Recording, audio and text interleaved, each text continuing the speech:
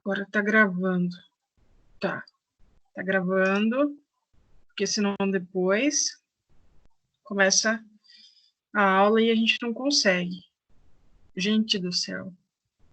Só por Deus, hein? Só por Deus. Aquele primeiro lá que eu abri começou a dar um eco muito louco. Você pagou um mico, Renan? O que aconteceu? Eu vi esses dias um vídeo de um menininho, não sei se é menininho adolescente. Aí é uma aula remota, acho que é de ensino médio, a professora fala, você tem que fazer tal coisa. Eu falei assim, vou fazer porque eu preciso de nota, não sei se vocês viram isso. E o microfone dele estava ativado na hora que ele falou isso. Não era... Enfim, faz parte, né? A vida é assim. Esse mundo virtual que a gente está inserido agora, tá todo mundo meio perdidaço.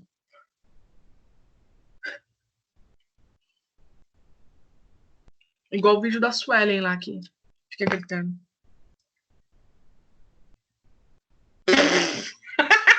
Sério, Renan? Mas aí que é gostoso, né? Todo mundo é gente, né? Faz parte. Coitada da cachorra, ainda sobrou pra cachorra ainda. Né, Ju? A minha tá aqui atrás. Vem aqui, Ju. Vem, Ju. Vem um pouquinho. Vem. Essa aqui é uma das, né? É uma das cachorras. Inclusive, ontem minha mão tá toda machucada porque essa aqui não convive com a minha Rottweiler, né? Aí eu coloquei ela na frente e eu achei que eu tinha aprendido a Rottweiler, só que eu não tinha. E sorte que tem um portão. Menina, mas pensa, eu tinha sentado para tomar café da manhã, escutei o fuzuê. Cheguei lá, essa aqui tava quase infartando. E aí eu fui tentar pegar a Rottweiler para levar pro canil. E quem disse que eu conseguia sozinha? Ela não queria ir, aí eu ralei toda a minha mão na parede. Inclusive, até postei no Instagram lá. Nossa senhora, por causa disso aqui, ó. Desse montinho de 7 quilos. Então vamos lá. Começar a aula, né? Pessoal, na última semana, espero que tenha dado tudo certo para vocês aí. Eu fiz todos os testes com o Teams, mas ele tem algumas, enfim, detalhes que me perdoem se eu não manejar da forma correta. Mas a gente vai ajustando. Bem, na última semana, aqui dá para compartilhar a tela, né? Deixa eu compartilhar minha tela. Área de trabalho, janela. Compartilhar. Acho que agora vocês... Oxe, mas como assim? Eu não posso compartilhar minha tela aqui? Tá. Área de trabalho, janela. Eu quero compartilhar isso aqui. A tela inteira. Compartilhar. Pronto. Vocês conseguem visualizar? Tá dando tudo certo? Conseguem visualizar?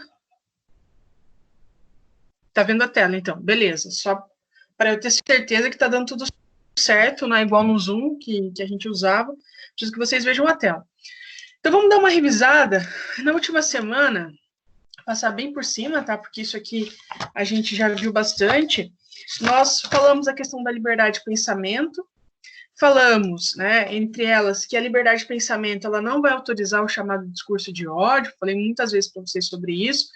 Falei no caso do Elvanger, que era aquele cara do Rio Grande do Sul, que publicava livros antissemitas com um cunho extremamente racista e segregacionista, que nós conversamos, e que ele invocou a chamada liberdade de pensamento na tentativa de dizer que o que ele estava ali escrevendo era acobertado pela nossa Constituição Federal. Só que nós vimos que o Supremo Tribunal Federal, ele entendeu que, na verdade, não. Né? Que a liberdade de pensamento e expressão, como todo direito fundamental, ele é relativo. E, nesse caso, não é nenhuma maneira de se expressar, é uma maneira de que ele estava invocando para cometer crimes. E a liberdade de expressão, ela não se volta para isso, tá? Apresentei alguns casos para vocês também na liberdade de expressão e pensamento, lá do Planet Hemp, né? O Planet Hemp que lançou um álbum em 1995 chamado Usuário, e o álbum é inteiro voltado a críticas e defesa da legalização do porte de drogas para consumo pessoal, mais especificamente a maconha.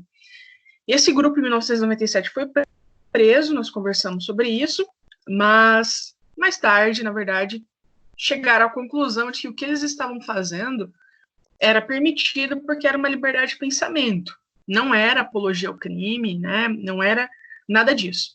Tanto é verdade que mais tarde, nos anos 2011 e 2012, nós tivemos uma alteração de pensamento que nós chegamos ali, nós que eu digo assim, o direito, né, via através do Supremo Tribunal Federal, a permissibilidade da chamada Marcha da Maconha.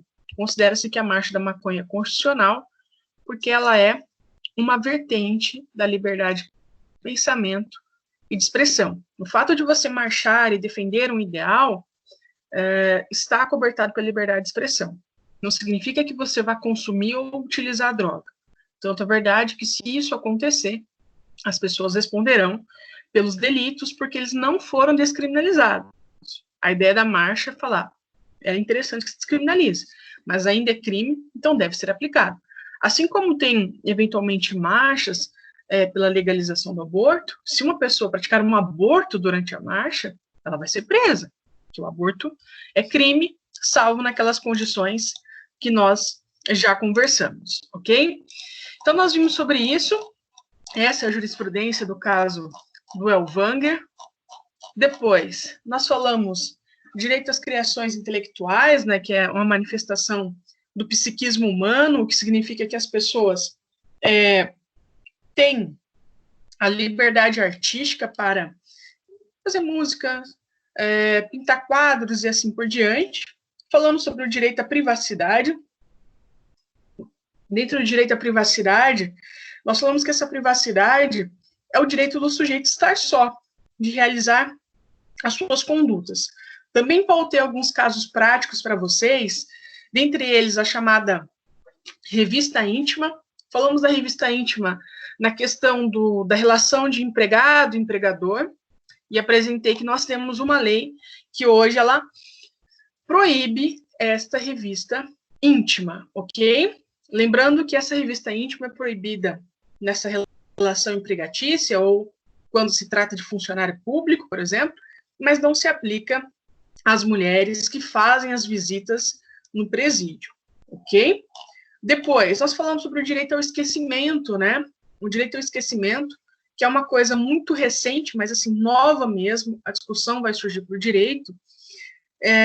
Até que ponto pode-se explorar, do ponto de vista jornalístico, algumas informações, ok?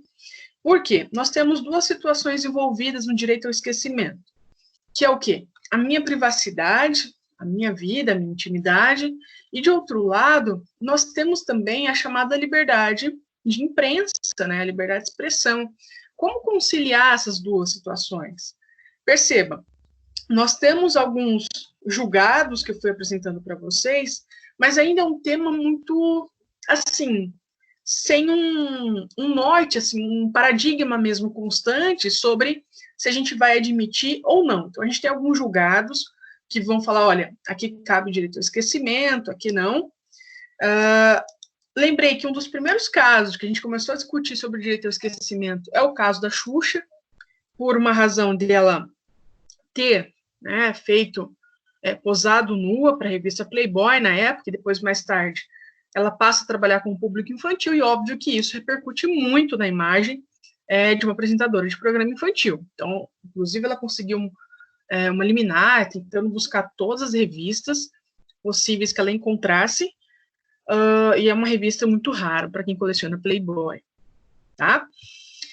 Bem, depois eu falei sobre essa questão, né, trouxe um caso concreto, em relação aos buscadores, né, buscadores como Google, Yahoo, Bing e assim por diante, eles são mecanismos, eles não fazem a publicação em si. O que eu quero dizer com isso? Quando o G1, a UOL, publicam informações, isso fica na rede. Qual que é a função dos buscadores? Quando você digita, faz uma busca naqueles indicativos, ele vai te trazer resultados. E a pergunta é a seguinte, será que a Google e os demais buscadores, eles respondem, eventualmente, pelo conteúdo que está na internet, que eles fazem essa indexação na Google, né? como resultado? Via de regra, não, tá? Via de regra, não. No entanto, esse caso que eu trouxe para vocês, apresentei na última aula, nós tivemos aí um deferimento para que a Google desvinculasse o nome de uma pessoa de uma busca. Que era o quê? Está aqui nessa jurisprudência, depois vocês podem ler. A pessoa foi investigada por um suposto delito e passou-se 10 anos. Toda vez que você jogava o nome da pessoa na Google, aparecia o mesmo resultado. Busca número 1, fulana é investigada pelo crime e tal. Perceba, isso é um transtorno. Sem dúvida alguma, você não pode dizer que isso não é um transtorno, é um transtorno.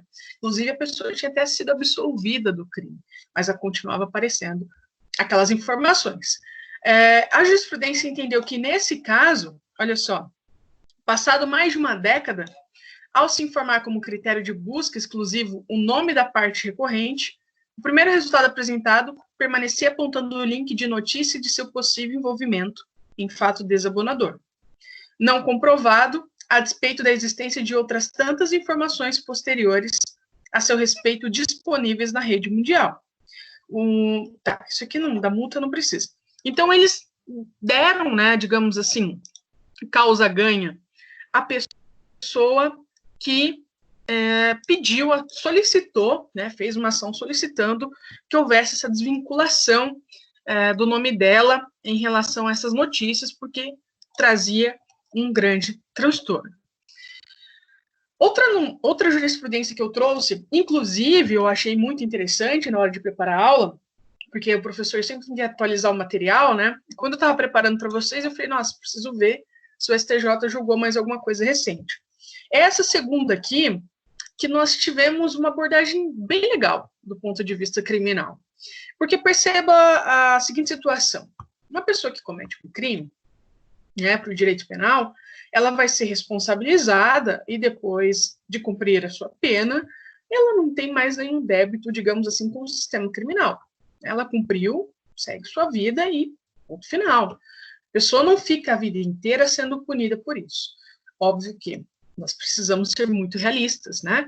As pessoas que passam pelo sistema de justiça criminal, elas têm um estigma muito grande.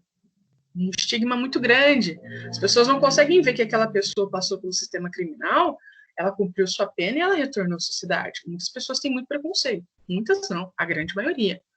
Então, acaba que isso retroalimenta um preconceito muito forte. Mas, em relação a essa jurisprudência aqui, o que chama a atenção é que a pessoa tinha se envolvido em um crime, já tinha cumprido a sua pena, e havia a veiculação reiterada da notícia de envolvimento dessa pessoa com o crime. Só que o que chama a atenção não é o fato de simplesmente ter considerado o direito ao esquecimento, de que não poderia-se mais explorar essa notícia. O que chama a atenção foi a abordagem dos julgadores no seguinte sentido. Eu não sei se dá para entender, conforme a jurisprudência, não me recordo se era um homem ou uma mulher, o suposto criminoso, tá?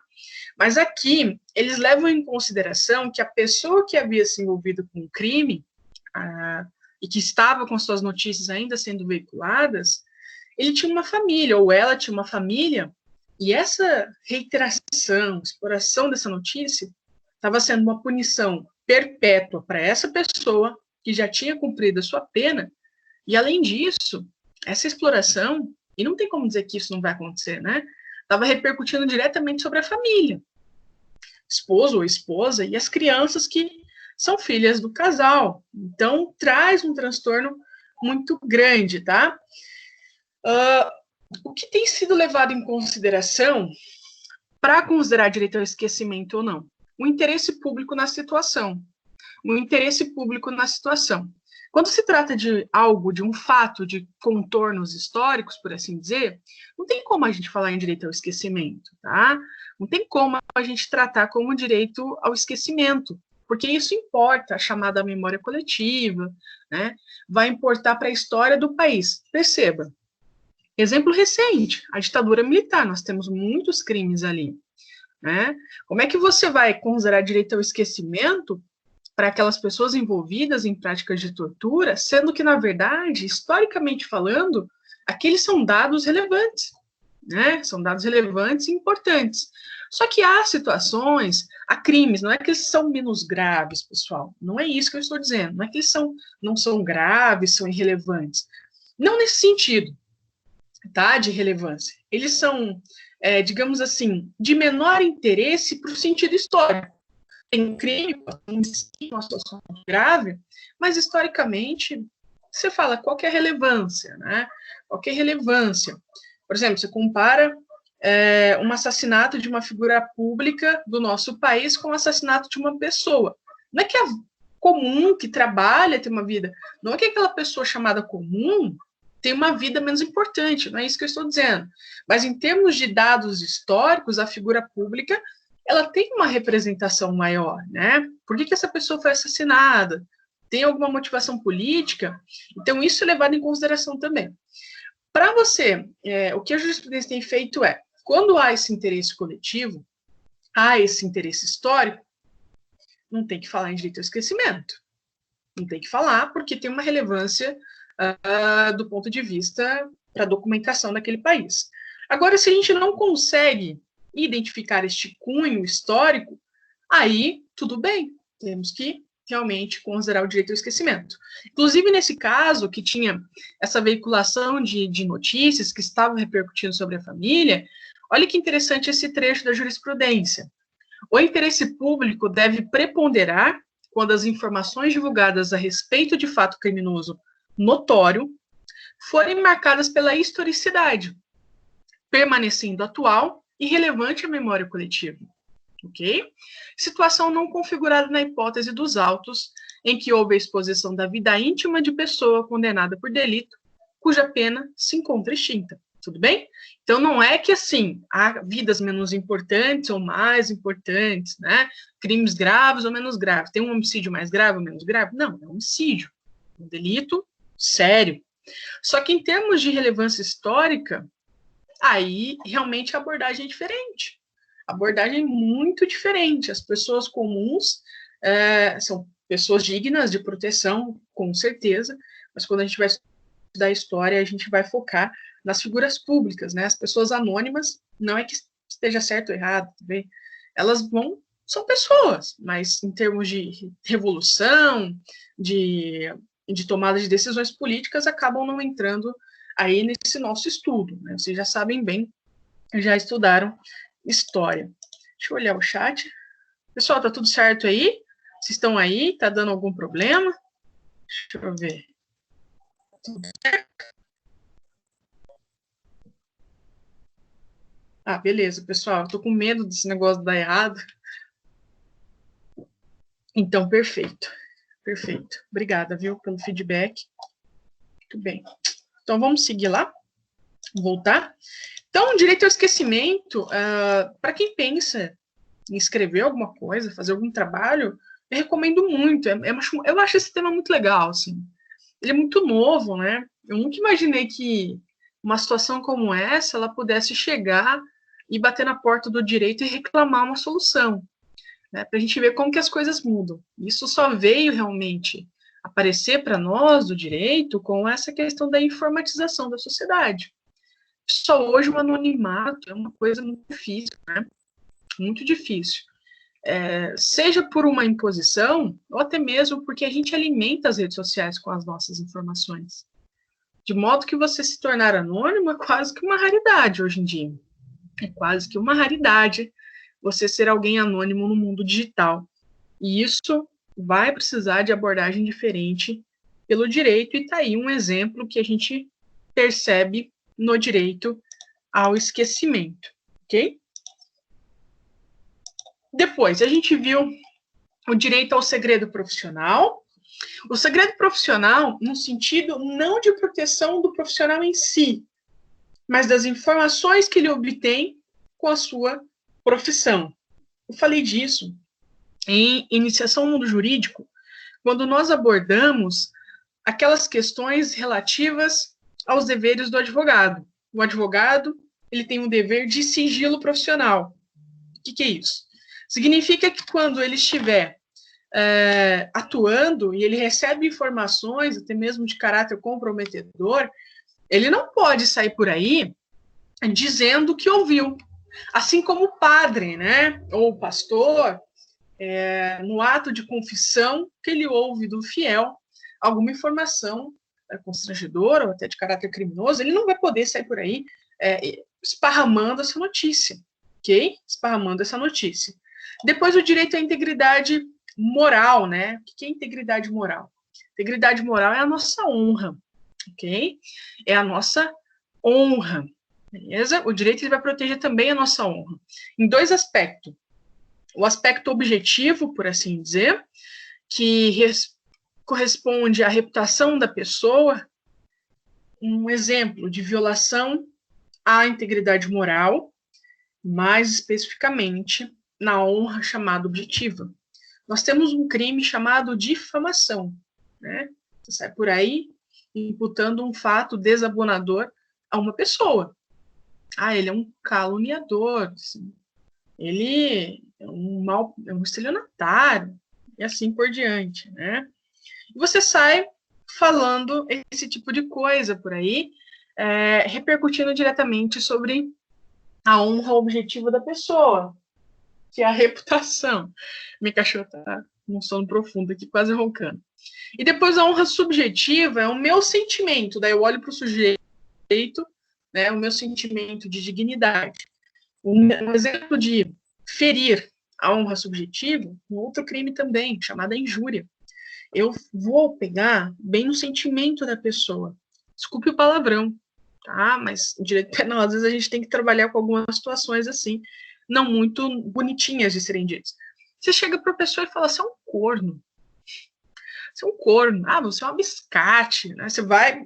Perceba, você está dizendo para ela uma situação dessa e que afeta o sentimento pessoal dela, né? A estima dela e assim por diante. Então, nós temos aí uma injúria, você é um vagabundo, você é uma vagabunda, e assim por diante. Você vai afetar diretamente a honra subjetiva dela. Então, a honra objetiva é uma reputação e a honra subjetiva é o meu sentimento de dignidade. É o sujeito olhando para si e vendo essa questão da dignidade. Depois, o direito à imagem, que a gente trabalhou. O direito à imagem é uma questão de exterior mesmo da pessoa.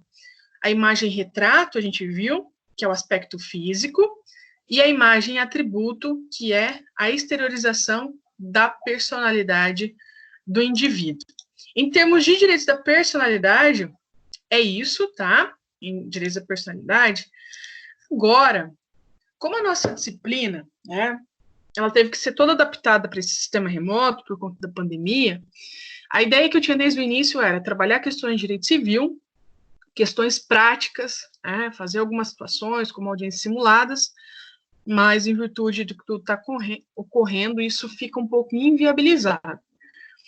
E também, depois de algumas questões cíveis que eu fiz, a gente vai entrar em algumas questões de direito penal, tá? Claro, eu não vou ensinar a parte geral de direito penal, porque vocês têm uma matéria sobre isso. Eu vou pegar questões pontuais. A disciplina de projeto integrador é para que vocês tenham contato com temas que estão, digamos, sendo debatidos nesse momento, né? Temas em voga, para a gente conseguir aí ter um background sobre situações que fogem da mesmice, temas novos que vão surgindo, casos reais e assim por diante, tá? Então, nós vamos trabalhar um pouco de direito penal.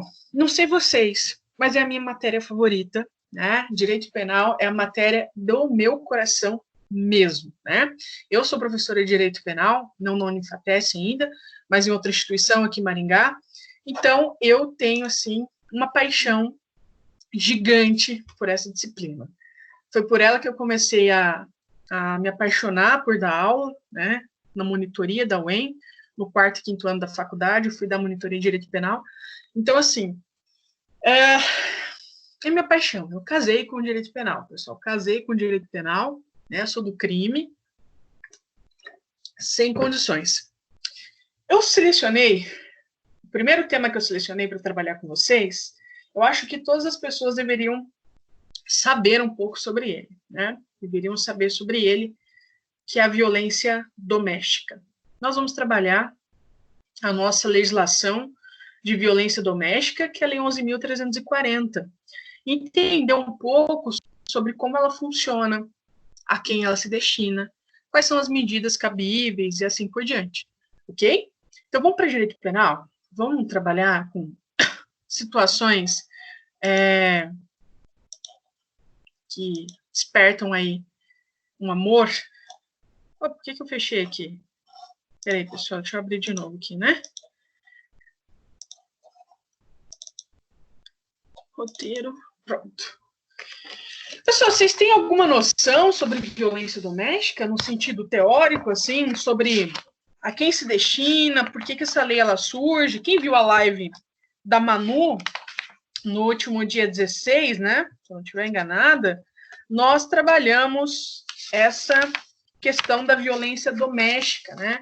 A Manu fez uma abordagem muito legal, não sei se vocês acompanharam, e a gente trabalhou com isso. Vamos tentar entender, então, eu vou aqui não no sentido de palestra, mas no sentido de contextualização.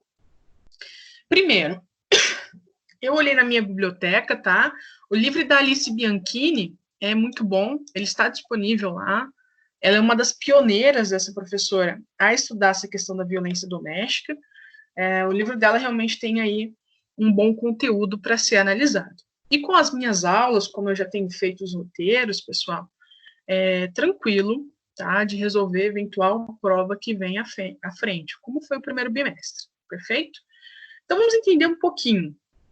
Por que vai surgir para nós, né? Qual que é o ponto de partida do surgimento dessa norma? Por que a gente vai se interessar em ter uma norma tão específica, né? Porque ela é muito específica mesmo, para a proteção das mulheres. Por que ela surge? Será que isso não viola o chamado princípio da igualdade, no sentido, poxa, eu dou um tratamento diferente para as mulheres, e os homens? Como é que fica nesse cenário? Então, vamos entender isso, né, para a gente conseguir chegar a um consenso. Primeiro, o Brasil, ele tem uma Constituição Federal de 1988. Ele tem outras, né, que já não estão mais vigentes, mas a nossa é de 1988. E eu quero chamar a atenção de vocês, tá? Ó, o professor está vendo aqui, vamos copiar o link do Teams. Quero chamar a atenção de vocês para esse dispositivo aqui da nossa Constituição. O artigo 226, ele vai tratar de matéria relacionada à família, tá?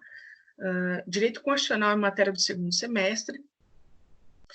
E a nossa Constituição, ela trata de tudo, pessoal. Você vai encontrar matéria ambiental, matéria sobre família, matéria sobre questões tributárias, né? Sobre questão de seguridade social, sobre questão de educação, tudo isso você encontra na Constituição. E esse artigo 226 é um artigo destinado à Constituição à proteção da família. A família, base da sociedade, tem especial proteção do Estado. Tá, até aí, não nada muito no sentido de ser relevante para a solução que a gente vai construindo aqui na nossa aula. Olha o artigo, o parágrafo 8º. O Estado assegurará a assistência à família na pessoa de cada um dos que integram, criando mecanismos para coibir a violência no âmbito de suas relações.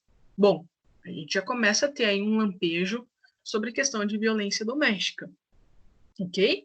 Então, eu já percebo que a minha Constituição, então, ela teve uma preocupação com essa espécie de violência. Qual violência?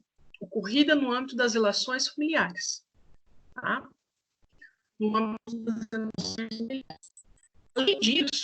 Além disso, o Brasil, antes, inclusive, da Constituição de 88, ele assinou diversos tratados internacionais. Professor, o que é um tratado internacional? Tratados internacionais, nós temos várias espécies, mas eles são acordos mesmos entre os países, tá? Não são entre pessoas, para alguma coisa.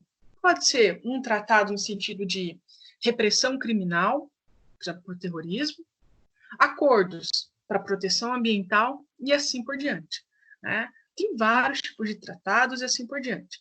Mas os tratados internacionais são celebrações de acordos entre países em relação a algum assunto. Bem, antes dessa Constituição que eu estou apresentando para vocês, o Brasil ele já tinha assinado alguns tratados internacionais cujo objeto era justamente a proteção da mulher, no sentido de ele já estava preocupado com essa violência que é histórica, né, que está realmente enraizada na nossa sociedade, e tinha uma preocupação em como coibir essa violência. Nós temos um tratado de 1975, que é a primeira conferência mundial sobre a mulher, e é um tratado que vai buscar, né, construir uma eliminação de todas as formas de discriminação contra as mulheres, ok? Depois, em 1980, a segunda Conferência Mundial sobre a Mulher, realizada na Dinamarca. 1985, terceira Conferência Mundial sobre a Mulher, realizada no Quênia. E depois nós temos aí um tratado, né, em termos de violência doméstica, um dos mais importantes, em 1994, que é a Convenção de Belém do Pará, ou também chamada de Convenção Interamericana para Prevenir, Punir e Erradicar a Violência Doméstica. Tá? Por que eu estou dizendo isso? Porque nós temos que entender o pano de fundo dessa criação dessa lei chamada Lei Maria da Penha, só que esse é um apelido. Vocês vão entender por que ela recebeu esse apelido. A nossa lei de violência doméstica é a Lei 11.340. Ela foi apelidada de Lei Maria da Penha porque realmente é uma lei que tem história, tá? É uma lei que tem história. Então, essa é a lei de violência doméstica que o Brasil dispõe, que vai criar mecanismos para coibir a violência doméstica e familiar contra a mulher, nos termos do parágrafo 8º, que eu acabei de falar aqui, ó. Aqui, né? Da Constituição Federal, da Convenção sobre a Eliminação de Todas as Formas de Discriminação contra as Mulheres e a Convenção Interamericana para Prevenir, Punir e assim por diante. Bem, perceba que eu resumi por as razões de existência dessa norma. Estão todas aqui, ó. Ou seja, ela foi criada porque a Constituição pede, e por conta dos tratados internacionais que o Brasil assinou, no sentido de, quando um país ele assina um tratado internacional, ele se manifesta positivamente que vai colaborar naquele assunto. Então, quando eu assino um tratado de prevenção e de prevenção ambiental, no sentido de cuidar de algum aspecto ambiental, eu estou me manifestando de que eu sou favorável àquilo e vou tomar as atitudes cabíveis, ok? Pelo menos essa é a ideia que se tem quando se assina um tratado. Então, vamos lá. Eu apresentei uma convenção em 1975, uma em 1980, uma em 1985, depois, em 1988, eu tenho uma Constituição que vai inserir este parágrafo 8º no artigo 226, e em 1994, eu tenho a chamada Convenção de Belém do Pará. Tá, professora, mas a nossa violência... Aí é que vem a história dessa lei, né? A história dessa lei, o Brasil sempre passando vergonha, né? O Brasil sempre passando vergonha. Vamos entender por que ela chama Maria da Penha. Olha só, em 1983, a Maria da Penha, né, ela sofre uma tentativa de homicídio na sua residência. O seu companheiro, ele dispara, né, acho que era uma espingarda, não me recordo, a arma de fogo, dispara contra a Maria da Penha e ela fica paraplégica. E essa situação vai piorando. Ela vai para o hospital, recebe atendimento hospitalar, não tendo para onde ir, retorna para a residência. Ao retornar para a residência, este companheiro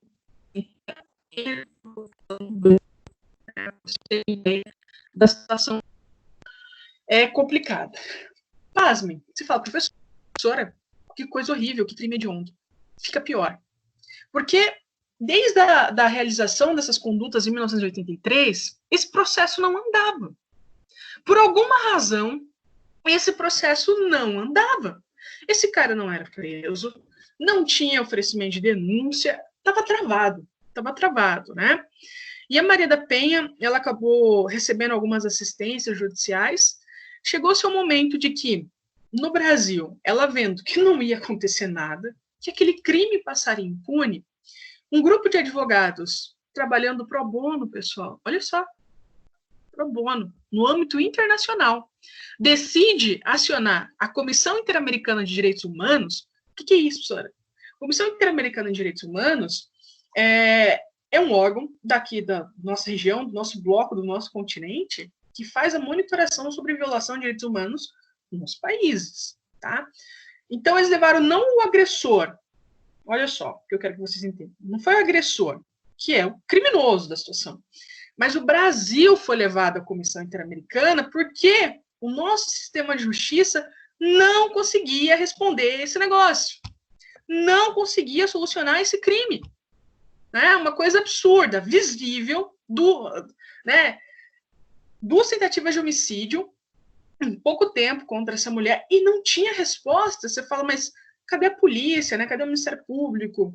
O Poder Judiciário? Não dava. Né? Então, o Brasil foi levado à Comissão Interamericana de Direitos Humanos no sentido de o Brasil estava omisso na tomada de atitude da situação. Então, o Brasil foi levado na Comissão Interamericana de Direitos Humanos e o Brasil passa uma vergonha tremenda nessa comissão. Em 2001, a Comissão Interamericana ela se manifesta sobre o caso Maria da Penha e olha só, ela faz um relatório, tá? Tem toda uma espécie de sentença e assim por diante, e ela diz que a ineficácia judicial, a impunidade, ou seja, tá feio, né? E a impossibilidade de a vítima obter uma reparação mostra a falta de cumprimento do compromisso assumido pelo Brasil de reagir adequadamente ante a violência doméstica. Por que isso? Por que a Comissão Interamericana disse isso? Ela disse isso pelo seguinte fato. Eu acabei de falar para vocês que o Brasil assinou um tratado, 2, 3, 4 tratados e tem uma Constituição que faz menção expressa a coibir a violência, né, contra a mulher, mas na prática não fazia nada. Né? Na prática, não estava nem aí. Então falou assim, olha, meu amigo, se assina um monte de tratado internacional, eu espero que você cumpra aquilo que assinou, como se faz em qualquer contrato, né? Você assinou, eu quero que você cumpra. Você não está cumprindo. E aí o Brasil passa essa vergonha.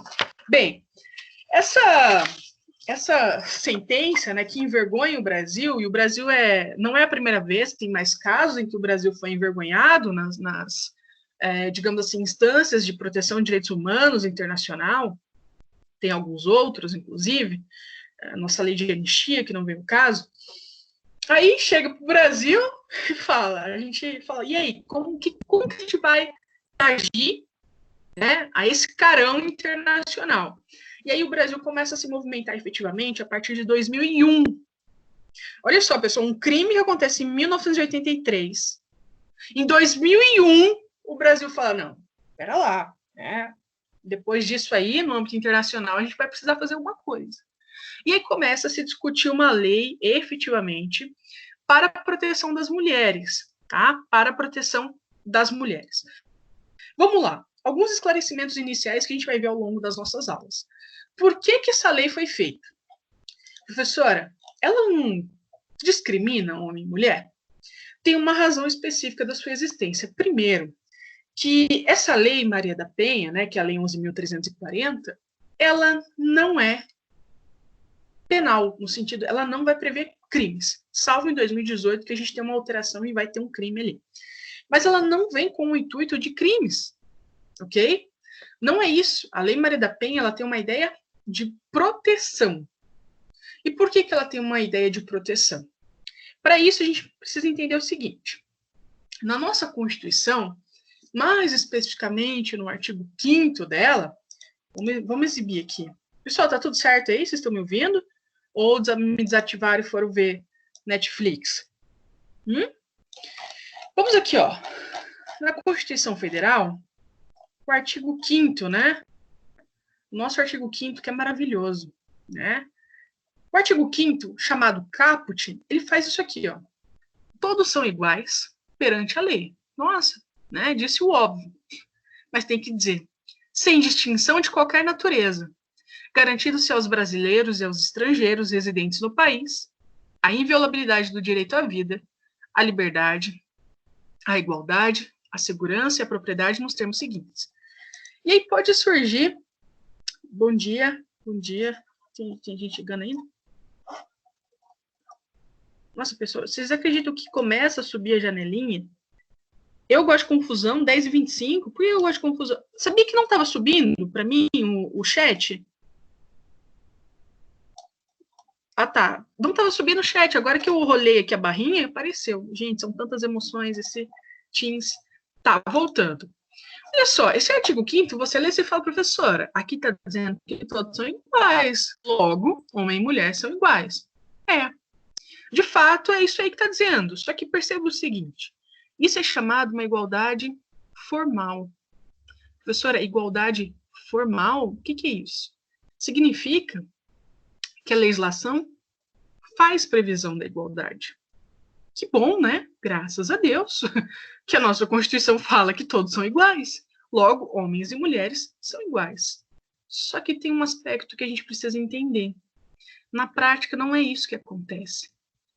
Ok? Na prática, não é isso que acontece. Nós vamos ver aí uma desigualdade muito grande. Tem outras situações de desigualdade também, mas vou ficar aqui na violência de gênero. No aspecto material, a gente acaba percebendo uma submissão da mulher em relação ao homem, né? A questão de violência de gênero, uma questão de patriarcado. Essa violência, ela está muito enraizada na sociedade. Partindo desse pressuposto, a gente vai chegar a uma conclusão de que, embora exista a igualdade formal, que está aqui, ó, isso aqui é igualdade formal. Um aspecto material, ou seja, no plano fático mesmo do dia a dia, não é isso que eu vejo. Essa igualdade está muito longe de acontecer, ok? Está muito longe. Nós temos diferença salarial, tem uma série de coisas, né, que envolve essa questão de discriminação de gênero mesmo, que as mulheres não têm as mesmas oportunidades. Melhorou muito, tá? Melhorou muito, mas tem muito a ser melhorado. Ah, eu gosto de... Ah, tá, agora que eu vi, porque, né, como eu já passei, eu não tinha... Eu não gosto de confusão, não, pessoal. Eu gosto de emoção, na verdade. Eu gosto de emoção, né? Eu gosto de coisa que acontece, assim, né? Você vê assim, maravilhoso. Mas vamos lá. Vocês entenderam isso? Igualdade formal é aquela que está prevista na lei. Está ali descrito, ó. De fato, homem e mulher são iguais. Só que no dia a dia não é isso que acontece. Então a gente tem, olha o pano de fundo. Olha o pano de fundo para a Lei Maria da Penha acontecer. Né? Ela tem história, essa lei. Primeiro, o Brasil assina tratados e não cumpre.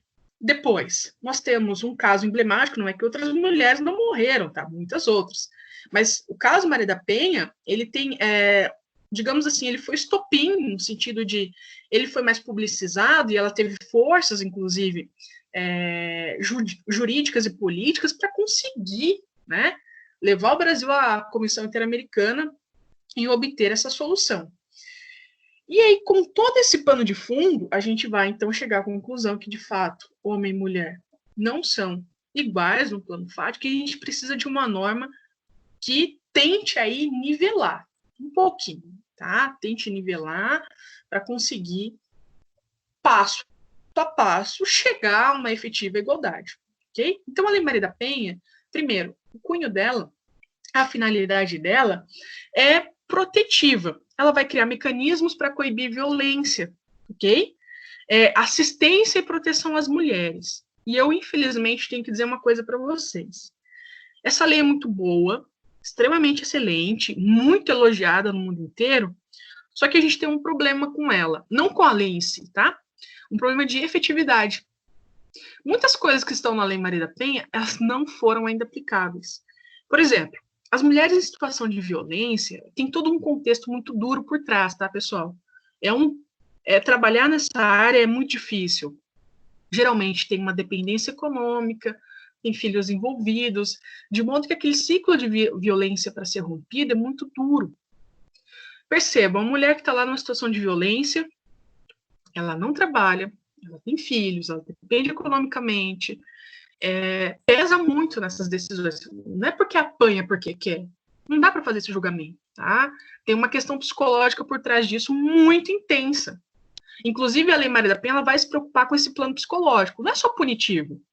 Aliás, o punitivo pouco vai resolver. Pouco vai resolver. A ideia da Lei Maria da Penha é você, aspas, empoderar essa mulher no sentido de emancipá-la. Olha, você pode ter uma vida por si só. Você não precisa ficar sofrendo essa violência e que pouco a pouco ela saia disso. Mas é difícil. Para isso, você precisa de políticas públicas. Por exemplo, abrigo para mulheres em situação de violência. A mulher está lá, né, sofrendo a violência, e um dia ela fala, não, hoje eu vou, né, conseguir sair dessa, procura uma delegacia. Aí chega na delegacia, ela é informada que não tem abrigo para mulheres. Esses abrigos são o quê? Para a mulher passar por uma transição, ela é retirada do âmbito de violência, e aí, pouco a pouco, se tudo der certo, ela vai conseguindo tocar a sua vida. Só que não tem na maioria das cidades. Na maioria das cidades, nós não temos abrigos para mulheres. E isso fica... Ah, tá, Yuri, beleza. Fique tranquilo, tá? Tranquilo, pode ficar tranquilo. Vai resolver uns negócios aí.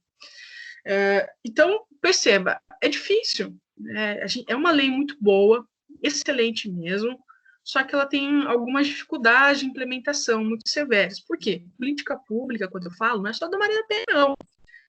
Política pública, educação, saúde, cultura, envolve dinheiro, tá? Envolve um dinheiro para você conseguir implantar uma situação. E no país, políticas públicas não são muito levadas a sério, ok?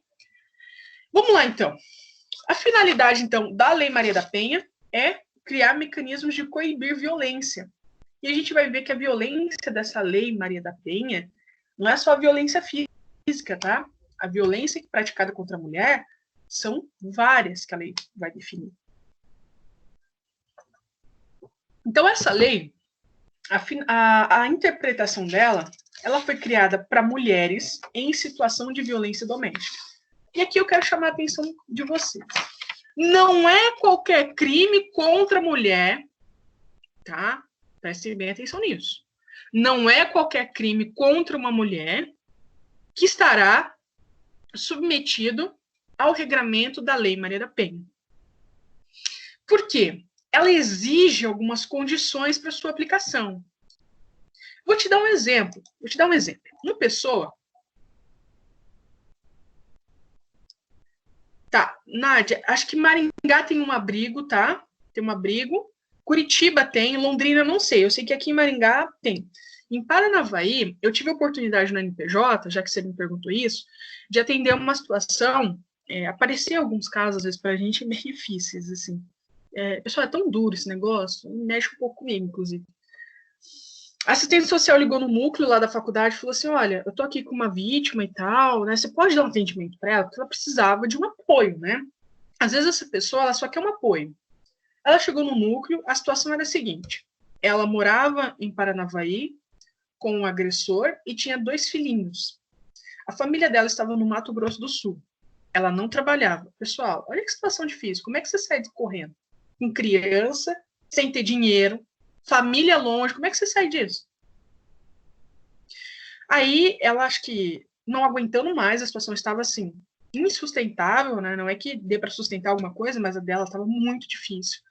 Ela procurou a delegacia de polícia e o CRAS, que é a assistência social, foi dar o apoio. Aí eu perguntei para a assistente, eu falei, como é que vai fazer, né? Porque a polícia ia lá retirar as coisas dela, é uma medida que é tomada, ia retirar da casa, o cara ia ser notificado, tudo. Ela falou assim, olha, aqui em Paranavaí, o município ele disponibiliza hotel, né, para essas vítimas, de forma temporária, até que a situação seja encaminhada, digamos assim. Então, naquele dia que ela fez o registro da ocorrência, as coisas dela seriam retiradas da residência, o agressor não pode ser informado para onde ela está sendo levada, até porque, né, se eu informar o agressor, pode a situação ficar ainda pior. E iam providenciar a compra de passagens, não era muito, a família dela mandou dinheiro, e ela iria embora no outro dia. E aí ela queria saber como que ela ia fazer e tal, e eu falei, olha, você tem que chegar lá onde você vai morar, tem que procurar um advogado, defensoria pública, não sei, e regularizar a guarda das crianças, tá? Então, percebam, a ideia é o quê? Proteger essa mulher. Como você vai proteger ela? Tirando ela do ciclo de violência. não tem abrigo. Inclusive, eu me surpreendi muito positivamente para não vai ter essa preocupação dela ser levada para um abrigo, abrigo não, um hotel, né? Ela é levada para um hotel junto com seus filhos, e depois ela iria para a família dela, num outro estado. Só que assim, o semblante da pessoa era desespero, gente. Você sabe quando você atende uma pessoa desesperada, não tem dinheiro, tem filhos, crianças pequenas, sendo ameaçada de morte. O cara já tinha agredido, falou assim: eu vou te matar se você me denunciar. Então, assim, uma vulnerabilidade psicológica muito grande, né? Muito grande. A gente precisa ter uma sensibilidade com esse assunto e fala, não é assim, apanha porque quer. Não é disso não, pessoal. Não é que apanha porque quer não, tá? Deixa eu interromper aqui o compartilhamento, né? Eu tô falando sem aparecer minha cara. Interrompi? Vocês estão vendo meu rosto aí? Tá aparecendo? Não sei. Cadê meu rosto? Sei lá. Enfim. Então, perceba. É uma situação de... Não? Era para aparecer. Vamos tentar ver de novo? Oh, meu Deus. Oxi. Levantar a mão, compartilhar. Área de trabalho. Não? Oh, meu Deus. Bem. Vou deixar assim, né? Não tem muito o que eu fazer, então. Só minha preocupação é estar gravando. Tá, vamos seguir. Então tá, só para resumir a história, pessoal. A gente conseguiu dar esse apoio para ela, o núcleo acabou não atendendo a questão, não porque não havia vontade, mas porque ela ia para outro estado e a gente não tinha atribuição no Mato Grosso do Sul. É uma situação muito delicada, né? Muito difícil. Então, os abrigos, quem me perguntou aí, são poucos. Paranavaí não dispõe até agora, né? Pode ser que venha a dispor um dia, mas nós não temos, ok? Muito bem. Tá, eu estava explicando que essa lei, ela não é aplicável a qualquer mulher, né? A qualquer mulher. Porque, olha só, essa lei, ela vai exigir algumas situações. Algumas situações. Olha só, vou te dar um exemplo. Se eu estou andando na rua, um homem está andando na rua, né? E ele chega e, de forma, assim, né? Uma coisa absurda, mas ele dispara contra essa mulher que ele nem conhece. Não conhece. Não tem qualquer relação com essa mulher. Dispara contra ela e ela vem a óbito. Aplica-se a Lei Maria da Penha? Não. Não se aplica a Lei Maria da Penha nesse sentido. Porque a Lei Maria da Penha, deixa eu abrir aqui para vocês. A Lei Maria da Penha, ela tem uma situação específica, que é o quê? Cadê?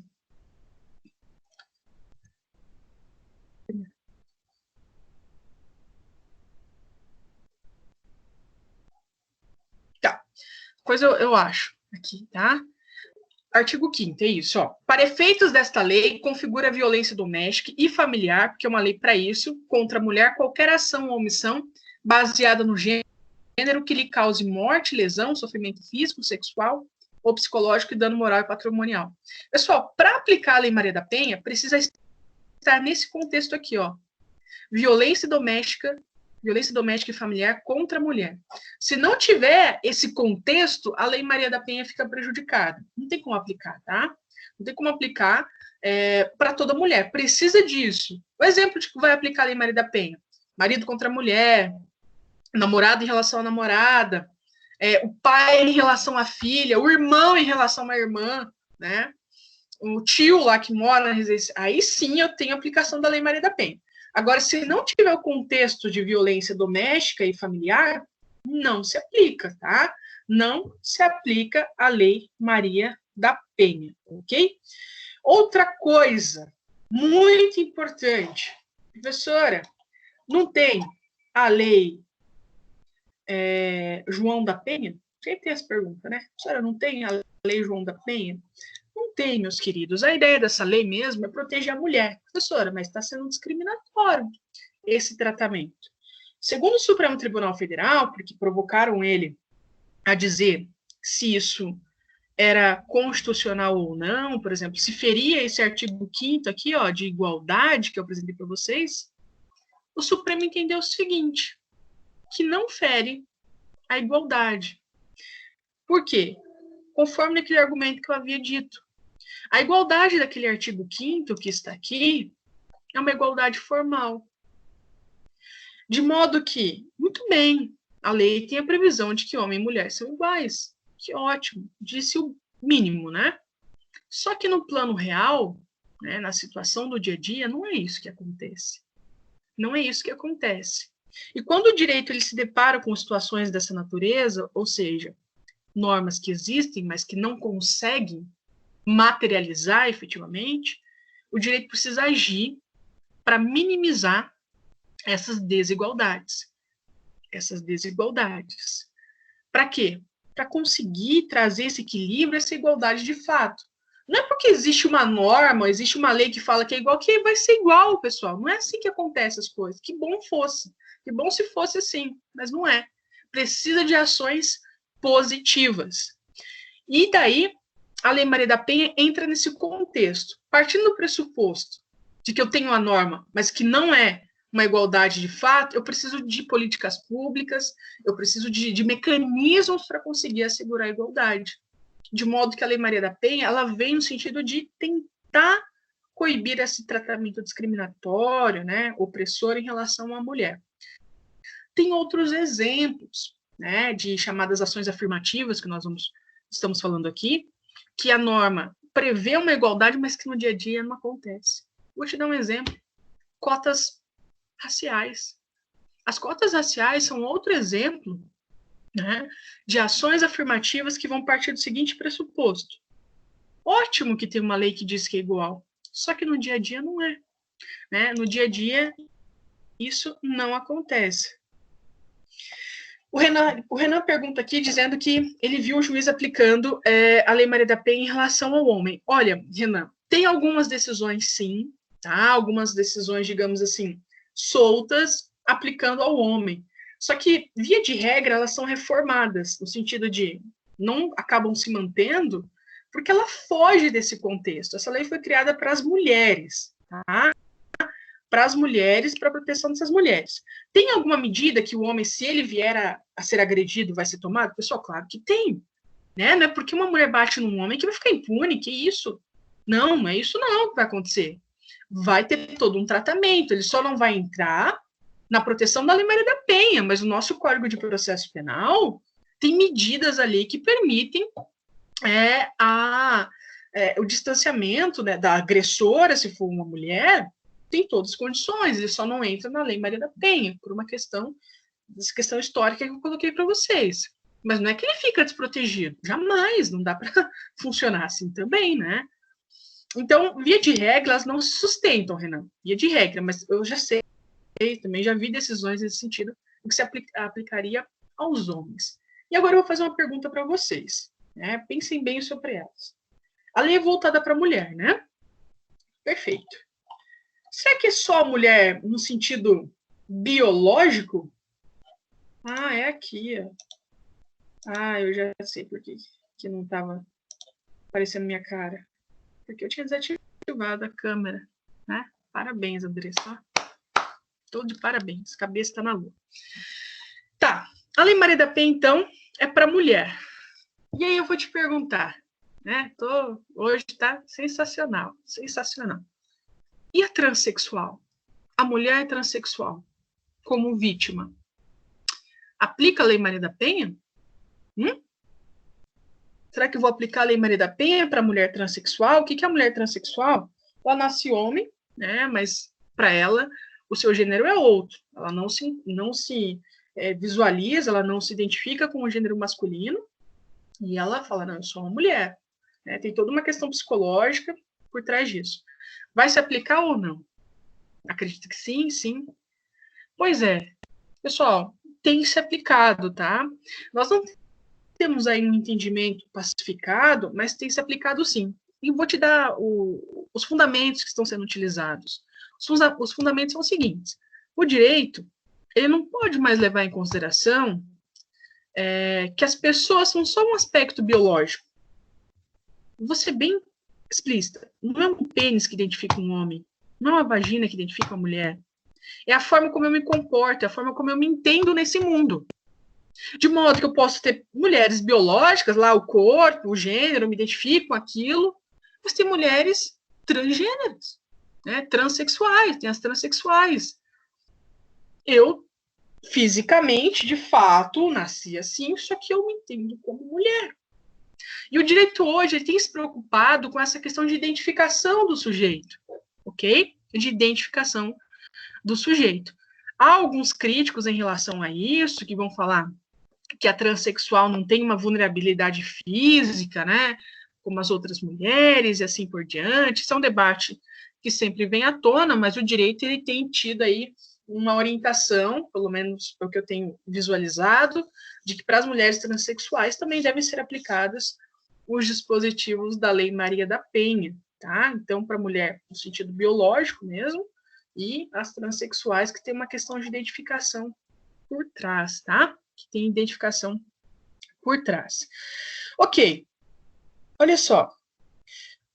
Vamos aqui olhar. Deixa eu compartilhar minha tela agora, né? Compartilhar. Aqui, compartilhar. A gente estava falando, quando é que se aplica a Lei Maria da Penha à mulher, né? Eu disse que nem sempre um crime contra uma mulher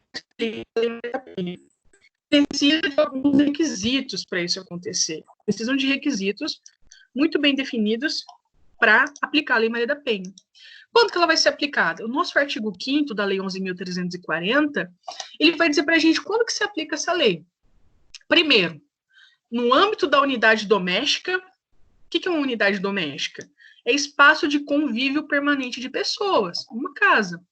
Pai, mãe, filha, marido, mulher, criança. Isso é unidade doméstica. É unidade doméstica. Com ou sem vínculo familiar, tá? Com ou sem vínculo familiar, ok? Com ou sem vínculo familiar, e eu vou falar isso lá na frente. Por quê? Inclusive as esporadicamente agregadas. Pode ser cunhada, né? Tá ali às vezes agregado. Depois, ou seja, então dentro de casa, literalmente é mais ou menos isso que está dizendo.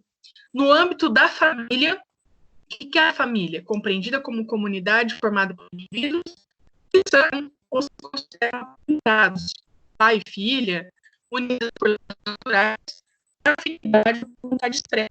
Esse segundo caso, para aplicar a Lei Maria da Penha, não precisa ter acontecido a situação dentro de casa, pode ter sido fora. E mesmo assim, vai aplicar a Lei Maria da Penha, ok? E depois, por fim, precisa ter isso aqui, ó. Relação íntima de afeto. Relação íntima de afeto na qual o agressor conviva ou tenha convivido com a ofendida, independente de coabitação. Professora, como assim? Tenha convivido ou não, independente de coabitação? Ex-namorados, amantes, que você terminou com amante, ex-mulheres, e assim por diante. Aplica-se nesses casos também. Portanto, para aplicar essa lei, perceba que não é qualquer situação que vai aplicar, não.